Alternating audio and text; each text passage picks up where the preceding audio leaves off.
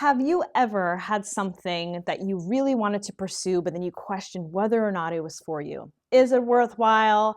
Is it something that I should even be considering trying to put together and put the energy and time to make happen? Then this video is for you, because in this video, I'm going to be talking about the signs that something is meant for you. To start, my name is Rehan. On this channel, we talk about fulfillment, mostly personal fulfillment. I have a podcast called the Rich Soul Podcast, which you can check out here. But then there's also a portion of this channel that I want to dedicate to career fulfillment, and that's a lot of what this video is about. But you can apply it to any area of your life. I'm going to be discussing it from the aspect of pursuing something that you can consider to be a career for yourself. Sign number one that something is meant for you to pursue is that it keeps you up at night. This is so real. I've experienced this. I've had lots of friends and lots of clients who have even come to me over the years and have said, I just have this idea. I don't know how to start it. I'm really scared. I just don't know, but I have this vision and I really want to try it. That's how you know something's for you. And I'm not talking about, you had this idea and the next morning it's kind of like, well, that was a fun time putting together an idea. More so something that is consistent, meaning night after night, week after week, you're just constantly thinking about this thing in the middle of the night and you're like, I just really want to be able to do something about it. You're drafting things out, you're doing something related to it because you really want to pursue it. That's how you know it is for you, and at the very least for you to try and to try to see where it takes you. Sign number two is that you actually care to be good at it. The number of things that we've tried over our lifetimes, especially as kids, we play a sport, we go to an art class, and we're like, oh, I'm not so naturally good at this, and we instinctively want to quit. For something that is meant for you, you won't be able to quit so easy. Even if you have the thought of like, oh, I'm not good at it, I don't want to do it, you're still like, but what if I tried this? And what if I did that? What if this? What if that? And that's how you know that you're supposed to be doing something. And it's fair for you to not be extremely good at something from the jump. You haven't refined the craft, you haven't put in the time or the hours, but you know something's for you is when you actually want to. You want to invest into it. That's how you know it's something worthwhile and very much something that you should be pursuing. Sign number three, and this is an interesting one because it shouldn't necessarily be coming from family members or friends or people who know you well, but compliments from strangers in particular is something that I've noticed for myself, what I've noticed for other people, because when you're just doing something out in the wild, just out in the world, or you're just trying something and somebody says, let's say as a model, easy example. Somebody takes a picture of you and maybe this is just an acquaintance and you're like, oh my God, like you look so good in this picture. Like you're just naturally someone who looks good in pictures. Or, you hit a particular pose and they're like, oh, you kind of know what you're doing, And if you're somebody who's trying to model or you like being in front of a camera, but you haven't talked to people about it yet, that's a sign. That person doesn't even know the idea or the dream, but they see it in you. And it doesn't take them being a friend or someone who wants to necessarily really support you because they know you and they care about you. This is somebody who's just observing you. And I think that that's really important because when you take those little bits of people observing us and tie that to this vision or this dream that we have, we suddenly feel like the world actually sees it. They might not see the whole vision, but they see it. It's not just our little world that we have with the people in our lives, it's the outer world. And I do think that is really important and that does matter. And so if that's happening to you, don't ignore those signs. That's definitely a significant sign that something is at the very least worth pursuing. Sign number four, and this also happens when we're little kids, is to find a role model. You find this role model, you find somebody that's doing something similar to what you're trying to do, you obsess over their life a little bit and you kind of figure out like, oh wow, they've done this and I want to do that and this and that. If you're obsessing over how somebody is doing a particular thing and you have an interest in trying this said thing, there is a high likelihood that you are so inspired and that you should probably try this thing. You shouldn't just be observing it from the outskirts just to play it safe. There's something there for you. And I'm not talking about, to use Beyonce as an example, you see Beyonce on stage and you're like, oh my God, I want to do that. But you go from admiring to actually feeling inspired to trying, and in your own way. I remember when I was a little girl, I used to watch these music videos and I'm like, oh my God, I want to be in a music video. I want to make a video. And then I started to make these videos as a 12-year-old with whatever camera I had, which was like the camera of a MacBook and I just started to record. I learned to edit, and that's a sign that I should probably be doing stuff related to video. And so things like that, definitely like reflect and see if that's something that you can relate to.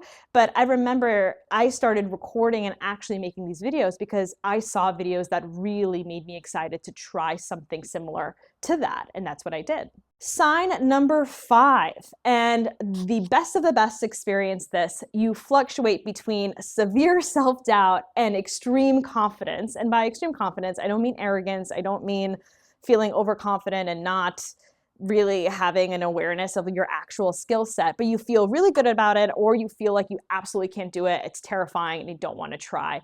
That's a really good sign that you're actually meant to be doing something, and maybe even be doing something so big because it scares you. It's almost like the vision that you have is so scary, but at the same time, something in you says, I think I can actually do this. That's how you know you're meant to be doing something. And like I said, meant to be doing something big. Because if something were to be easy or small, like let's say with the music videos, just as an example, at that time I was like, this is my little comfort zone. I'm making these videos, I'm putting them on YouTube. But then as I got older, I started to, this is more so in high school, because I started making these videos in middle school. In high school, I like had a teacher who said, you're good at this, let's try to do something with it. And then we did, and we won competitions together. I was essentially a creative director, and I would like recruit these girls to be in videos, to help me record these videos, and to just be a part of this vision that I had, and I was winning things. And so you just never know if just starting it, you're like, okay, well, this is it. Or if somebody, you know, like I said before, somebody sees what you're doing and they like it, and now that's how superstars are created, really, is like they get noticed, and then somebody wants to invest into them, and the rest is really history for these kinds of people. But when you're stuck in these spaces of feeling that extreme self-doubt, it's really important for you to recognize that confidence is just a day away, and that it really just takes practice. It takes building this trust within yourself to say, okay, I know, just like, let's say if you want to be a pro soccer player, I know that if I practice this one drill that sometimes I get wrong, I'll get better at it. And if I just focus on my strengths and I like communicate that with my team or whatever it is, I will be excellent. I will be great. And when we don't have these ways of breaking through self-doubt, that's when we stop ourselves from pursuing big things and pursuing big dreams that we generally do have. And then you go back to the cycle of it keeping you up at night because you're not doing enough of the work and the effort that's necessary, and sometimes even sacrifice that might be necessary for you to really like minimize that self-doubt. It's okay if it never really goes away, but it should be getting smaller and smaller with the more action that you take. And maybe that's obvious for most people, but when you have big dreams, that self-doubt can really be loud. But action is always the solution in that kind of situation. Sign number 6, I talked about the music videos that I used to make when I was younger, but the idea is you tried it when you were a kid. You were good at it, you liked it, and then maybe you put it down. You know, life has its responsibilities. We feel like we have to build these careers that make money in industries that make more sense for us to build careers in terms of just like what society says. And as we get older, we learn more and we figure out, well, okay, if these types of skills are marketable, how do I incorporate these things that I did when I was younger into said thing? And that's how we create more fulfilling careers for ourselves, is that we're not abandoning anything that was experience and that we've got to learn. We're actually integrating it into our vision and something that we have that's really exciting to us. And that's how you become really proud of yourself, because you don't resent this past career or past path that you've taken. You've been able to kind of see things full circle, and you're just trying and experimenting. A good example of this is I talked about making music videos as a kid, but then I had an entire sales career in technology. Guess what I do now? I make videos. And I'm also an entrepreneur. I use that sales experience to then go out and actually sell my own products and sell my own ideas. And that's me integrating those two things. You have your own way of doing that. But again, the point here is there are signs of you doing something at a younger age. You don't necessarily have to be a kid. You could have been a teenager, but something that was always calling to you and you tried at some point in your life. And you know, when we're young and we try something, we notice that we're having a lot of fun with it. It always comes back around in some other way, in some other kind of environment. And that's important, because that's a really clear sign that something is for you, and maybe even you've got talent in that area. And so it's worthwhile. And last but not least, number 7, I wanted to keep it at 5, couldn't even make it to 10. But number 7 is when you try it, regardless of what worked and what didn't work, you are so proud of yourself, undeniably proud of yourself. When I used to make those videos and I post them on YouTube, if one person liked it, I'd be like, oh my God.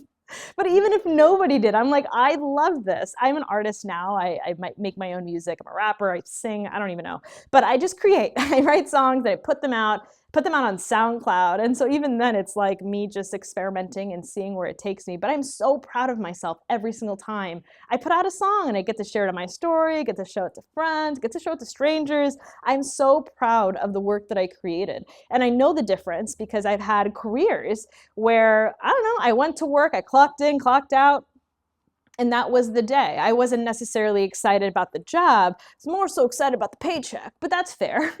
But when you have something that really is just gnawing at you and it keeps you up at night, like I said, and you really, really want to pursue it, let's go back to that modeling example. You know, you go and you get your headshots and you're just excited for that. You're like, oh my God, I've got this. Now I'm excited to go out and actually try this. You get to booked for your first shoot, even if it's for free. Don't recommend it, but even if it's for free, you're like, I'm just so excited to be on the set, to actually have a camera in front of me, to get my makeup done, whatever it is. Like, that's so exciting, right? So that's how you know that something is meant for you, is that regardless of how it turns out, whether you are wildly successful or it just doesn't work and you just keep it as something that just is a part of your life, whatever it is, even with that example, something has worked there. You tried and you did something with it. But whatever it is, you don't even care about the outcome necessarily. You were just so excited to go out and do it, to show people what you've got, to show yourself what you've got, and you are generally just so proud of yourself. And it's not somebody else telling you, I'm so proud of you, and the world validating you. You are actively validating yourself that this is something that really means a lot to you. And so I hope this video has been helpful. I think it's short-ish, but yeah, these are the 7 signs that something is meant for you. There's a lot more. There's spiritual signs. There are more practical signs too. But I think if you reflected enough and if something in this video really called to you and said, oh yeah, that's what I'm experiencing, please take that and run with it. You don't have to align with all 7 signs here, but if you feel drawn to do something, it's because you're meant to, at the very least, try it. And so I hope this was helpful, and I'll see you at the next video. Bye.